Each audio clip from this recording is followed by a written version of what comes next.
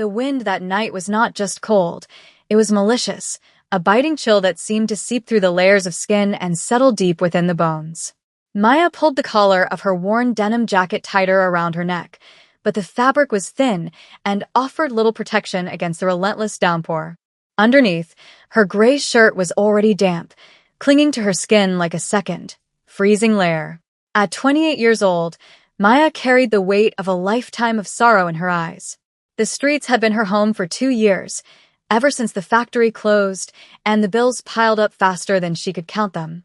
She was invisible to the world, a ghost haunting the corners of the city, surviving on scraps and the occasional kindness of strangers, which was becoming rarer by the day.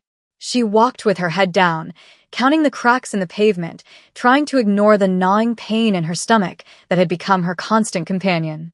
It had been 2 days since she last ate a proper meal, and her vision swam with dizzy spells every time she stood up too quickly. She turned the corner into a narrow, dimly lit alleyway, seeking shelter under the awning of an abandoned electronics store. It was her usual spot, hidden enough to be safe, but close enough to the main road to not feel completely isolated. That was when she saw it. Sitting next to a rusted dumpster, looking completely out of place against the grime and garbage, was a pristine brown leather suitcase. It looked expensive, the kind of luggage she used to see in magazine advertisements in waiting rooms.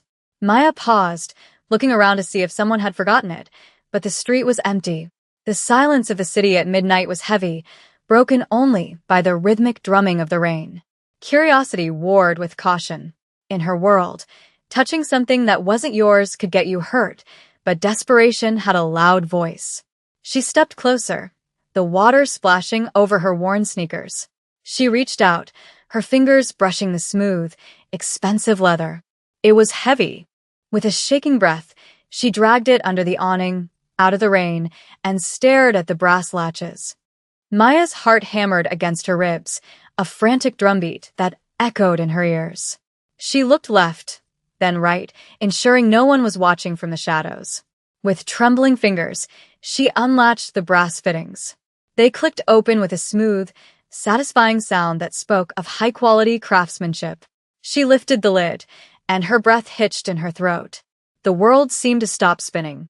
Inside, neatly stacked in rows that filled the entire interior, were bundles of $100 bills. It was more money than she had ever seen in her life, more money than she could ever dream of earning. $200,000. The number flashed in her mind instantly. She stared at the cash, the green paper looking almost alien in the dim streetlight filtering into the alley. Her first instinct was panic. This wasn't lost money. This was dangerous money. People didn't just leave a fortune next to a dumpster unless something had gone terribly wrong. She slammed the lid shut, her chest heaving. She should run. She should leave it there and sprint as far away as her weak legs would carry her. But then, the pain in her stomach flared, a sharp reminder of her reality. This money could mean a warm bed. It could mean food, hot, steaming food. It could mean a doctor for the chronic cough that had been plaguing her for weeks. It was a ticket out of hell. Tears welled in her eyes, mixing with the rain on her cheeks. She thought of her grandmother, who had raised her with nothing but a Bible and a stern belief in integrity. Character is what you do when no one is watching, Maya. Her grandmother's voice echoed in her memory. Maya looked at the suitcase, then down at her dirty hands. She was starving, she was freezing, and she was alone. But she wasn't a thief. The battle raging inside her was more violent than the storm above. If she took it, she survived. If she returned it, she might die on these streets. But if she took it, she would lose the one thing the streets hadn't managed to strip away from her yet: her dignity. She sat down on the cold concrete, pulling the suitcase onto her lap, hugging it not for the wealth inside, but to protect it. She would wait. Whoever lost this would come back. They had to. Across the city, in a penthouse that touched the clouds, the atmosphere was suffocatingly tense. Minho stood by the floor-to-ceiling window, looking out over the city that he practically owned. He was a man of sharp angles and terrifying silence, dressed in a black suit that cost more than most people earned in a year. As the head of the Korean syndicate in the city, Minho was not a man who tolerated mistakes. He turned slowly to face the two men kneeling on his white marble floor. They were shaking, sweat dripping from their foreheads despite the air-conditioned chill of the room. Minho's face was unreadable, a mask of calm that hid a volatile storm. "Repeat that," he said, his voice barely a whisper, yet it carried across the room with lethal clarity. "You left the package." "Where?" One of the men stuttered, keeping his eyes glued to the floor. "Boss, it was the drop. The police sirens. We panicked. We stashed it behind the dumpster in the alley on 4th and Main. We circled back 5 minutes later, but the police were patrolling. We couldn't get close." Minho didn't yell. He didn't scream. He simply walked over to his desk and picked up a tablet. He tapped the screen, activating the GPS tracker hidden within the lining of the brown leather suitcase. A small red blinked on the map. It hadn't moved. It was still in the alley. Minho's eyes narrowed. If the police had it, the dot would be moving toward the precinct. If a rival gang had it, it would be halfway across the state by now. But it was stationary. "Get the car," Minho ordered, tossing the tablet onto the sofa. "If that money is gone, you two will wish you were in prison." He grabbed his coat, his mind racing. That money wasn't just profit. It was the payment for a truce with a rival family. Without it, war would break out by morning. He needed that bag. And God help anyone who stood in his way.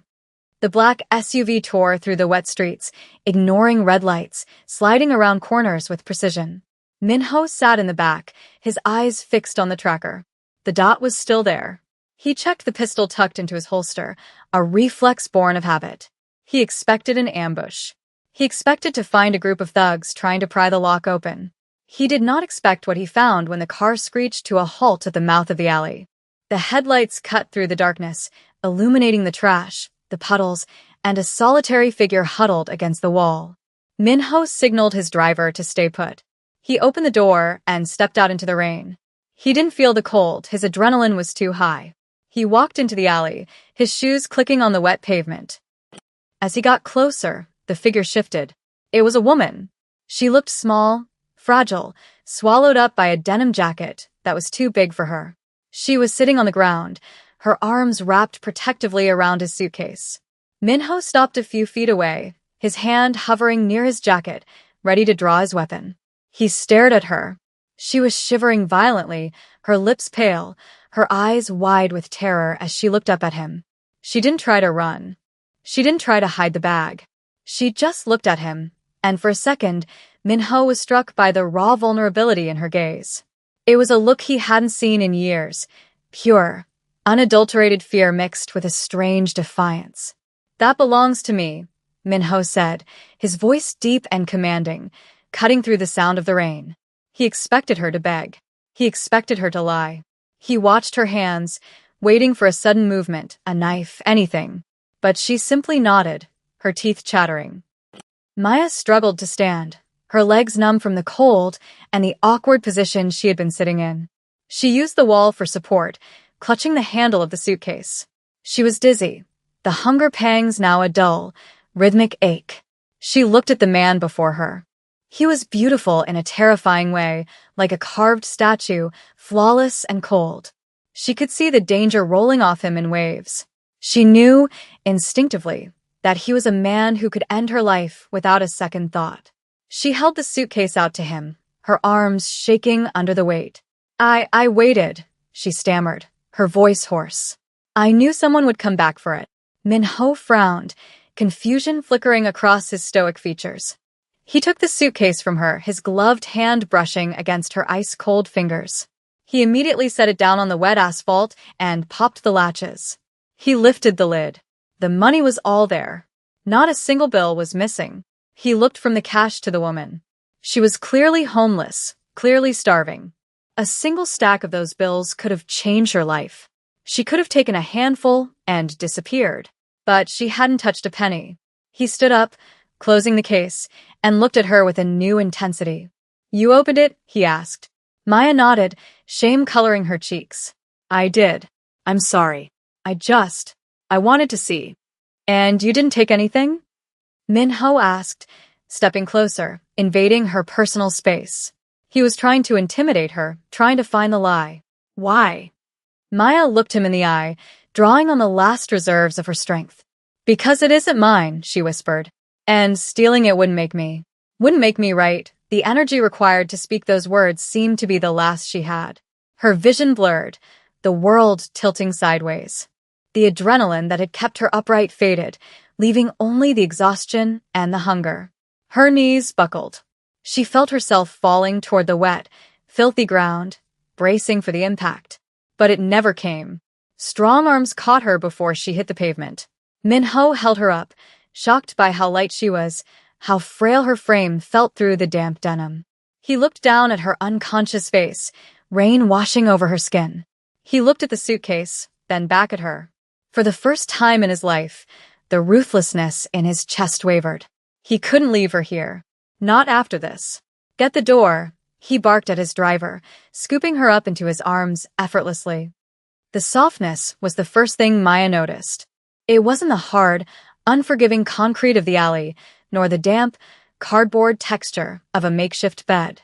It was like floating on a cloud, a sensation so foreign to her body that she panicked, gasping as her eyes flew open. She tried to sit up, but a gentle hand pressed her shoulder back down. She blinked, her vision adjusting to the warm, golden light of a room that looked like a palace. She was lying in a bed large enough to sleep a family of 4, covered in sheets that felt like silk against her skin. And 4-drip was humming quietly beside her, pumping fluids into her dehydrated veins. The air smelled of lavender and sterile cleanliness, a stark contrast to the rot and exhaust fumes she had inhaled for 2 years. Sitting in a velvet armchair beside the bed was Minho. He was no longer wearing his jacket, his dress shirt rolled up to the elbows, revealing a tattoo of a dragon winding down his forearm. He looked tired, his eyes scanning a document on a tablet, but the moment she stirred, his attention snapped to her. "Easy," Minho said, his voice softer than it had been in the alley, though it still carried that underlying edge of authority. "You've been out for 2 days. The doctor said your body was shutting down. Malnutrition. Hypothermia. Exhaustion." He placed a glass of water on the bedside table, watching her with an intensity that made Maya's breath catch. She pulled the duvet up to her chin, feeling small in the vast luxury of the room. "Why am I here?" she whispered, her voice raspy. "You got your money. You should have just let me go." Minho stood up and walked to the window, looking out at the city skyline. "I don't owe people often," he said, keeping his back to her. "But in my world, loyalty is the only currency that matters. You held a fortune in your hands and didn't take a dime. That makes you a rarity. It makes you valuable," he turned back to her.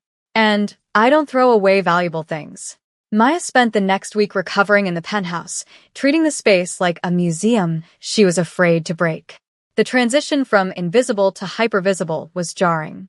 Servants brought her meals on silver trays, steaming broths, fresh fruit, roasted chicken, food that made her stomach clench with gratitude and shame. She thought of her friends on the street, the ones still freezing in the rain, and the guilt ate at her. Minho watched her closely during this time. He wasn't a man of many words, but he was observant. He noticed how she folded the napkins perfectly, how she cleaned up after herself despite having maids, and how she stared at the financial news playing on the television with a sharp, analytical gaze. One evening, as Minho sat at his massive mahogany dining table surrounded by stacks of ledgers and cash, he groaned, rubbing his temples. A discrepancy in the numbers from the shipping docks was driving him mad. Maya, who had been quietly reading a book in the corner, stood up and walked over. She hesitated, then pointed a slender finger at the column of figures. "You're missing a carryover from the 3rd quarter," she said quietly. "And the tax calculation on the import line is off by 4%. Whoever did this is skimming from the top, hiding it in the variable costs." Minho froze. He looked at the paper, doing the mental math rapidly, then looked up at Maya with wide eyes. "How do you know that?" he demanded, his tone sharp. Maya didn't flinch. "Before the factory closed. Before my mom got sick and the debts took everything. I was an auditor for a logistics firm. I have a degree in finance. I know numbers.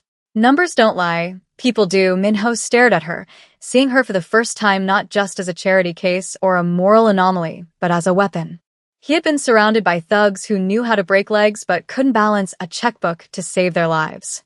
He was drowning in a sea of incompetence and deceit, and here, In a denim jacket he had rescued from the rain, was a woman who could see the matrix of his empire better than he could. He closed the ledger with a heavy thud. "Sit down," he commanded, pulling out the chair next to him. "Show me the rest." The transformation began the next morning.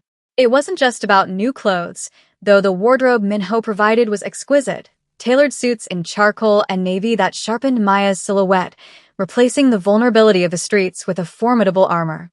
It was a transformation of status. Minho didn't hire her as a secretary. He didn't hire her as an accountant. He was doing something unprecedented in the history of his syndicate. He called a meeting of his 5 top lieutenants, men with scars on their faces and blood on their hands, men who ruled the city's districts with iron fists. They gathered in the boardroom of the penthouse, the atmosphere thick with cigar smoke and testosterone. When Minho entered, the room went silent. But when Maya walked in beside him, dressed in a sharp black blazer, her hair pulled back in a severe, elegant bun, confusion rippled through the room. She stood at Minho's right hand, her chin high, her hands clasped behind her back. She was terrified internally, her heart beating like a trapped bird, but she channeled the same steel that had kept her alive in the alley. "Listen closely," Minho's voice boomed, silencing the murmurs. "For 10 years, this family has bled money because of incompetence and greed. I have been looking for someone who cannot be bought. Someone whose integrity is absolute." He placed a hand on Maya's shoulder. "This is Maya. As of this moment, she is the chief financial officer and the second in command of all syndicate operations. No deal happens without her signature. No payment goes out without her approval. If she says no, the answer is no. Even if it comes from me," the room erupted. "A woman?" One lieutenant spat, slamming his hand on the table. "A stray you picked up off the street?" "Boss, this is an insult." Minho didn't move. He simply looked at Maya. It was a test. Maya stepped forward, locking eyes with the dissenting lieutenant. "It is not an insult," she said, her voice steady and projecting with a power she didn't know she possessed. "It is an audit. And looking at your district's returns from last month, Mr. Kong, you are short 50,000. I suggest you find it before I close your accounts permanently." The silence that followed was deafening. The lieutenant paled, sinking back into his chair. In that moment, Maya wasn't just a survivor. She was the queen of the board. The true test of her power came 3 months later. The syndicate was negotiating a high-stakes merger with a rival faction from the south, a deal that would secure peace in the city for a decade. The meeting took place in an abandoned warehouse by the docks, a neutral ground that felt anything but safe. Maya stood beside Minho, clutching a briefcase, not one found in a dumpster, but one containing the contracts that would define their future. The rival boss, a man named Viper, smiled with too many teeth. He offered Minho a glass of wine, a gesture of goodwill. The air was tense, every bodyguard in the room holding their breath. Minho reached for the glass, eager to seal the deal and end the violence. But Maya saw something. She saw the slight tremor in Viper's hand. She saw the way his eyes darted to the exits. And she smelled it, the faint, bitter scent of almonds masking the wine's bouquet. Her instincts, honed by years of scanning the streets for danger, screamed at her. "Don't drink it," Maya shouted, slapping the glass from Minho's hand just as it touched his lips. The crystal shattered on the concrete, the red liquid hissing as it reacted with the floor. The room exploded into chaos. Guns were drawn instantly. Viper roared, realizing his assassination attempt had failed. "She's crazy," Viper screamed. "Kill them." But Minho was already moving, shoving Maya behind a concrete pillar as bullets sparked against the metal beams. "Stay down," he yelled, returning fire. But Maya didn't just stay down. She saw the tactical layout of the warehouse. She saw the flank Viper's men were leaving exposed. She grabbed the radio from a fallen bodyguard. "Unit 4, flank left. Cut the power to the east grid, now," she ordered into the comms, her voice cutting through the gunfire. The lights on the east side died instantly, plunging Viper's men into confusion. Minho's forces, guided by Maya's impromptu strategy, swept in and neutralized the threat within minutes. When the smoke cleared, Minho stood over Viper, who was cowering on the ground. Minho didn't look at his enemy. He looked at Maya, who was dusting off her suit, shaking but unharmed. She had saved his life not with a bullet, but with her mind. The drive back to the penthouse was silent, but it was a comfortable silence, heavy with unspoken respect. The rain had started again, mimicking the night they met, but everything had changed. They weren't strangers in an alley anymore. When they arrived, Minho didn't go to his office. He led Maya out to the balcony, where the city lights glittered below them like spilled diamonds. He leaned against the railing, the wind tossing his hair. "I gave you power because I trusted your honesty," Minho said, looking at her with a softness that smoothed the harsh lines of his face. "But tonight, you showed me that you are fit to lead not just because you are good, but because you are strong. You are the partner I never thought I would find." Maya looked out at the streets where she used to sleep. She saw the dark corners, but she no longer felt the fear. She felt a sense of purpose. She had turned a moment of desperation into a destiny. Maya placed her hand over Minho's on the railing. It was a gesture of solidarity, of a bond that went deeper than romance or business. It was found family. "We can change things, Minho," she said, her voice filled with a hopeful determination.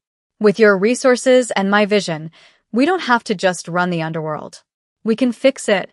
We can protect the people who are invisible, like I was." Minho turned his hand over and interlaced his fingers with hers. "Then let's do it," he vowed. Together. From a homeless woman clutching a suitcase in the rain to the most powerful woman in the city's shadow, Maya's journey proves that integrity is never a weakness. It is the ultimate strength. She didn't just find money that night. She found her worth, and she found a home. If this story touched your heart, and if you believe that good things happen to those who stay true to themselves, please share this video with someone you love. Thank you for watching, and remember, even in the darkest alley, there is always a path to the light.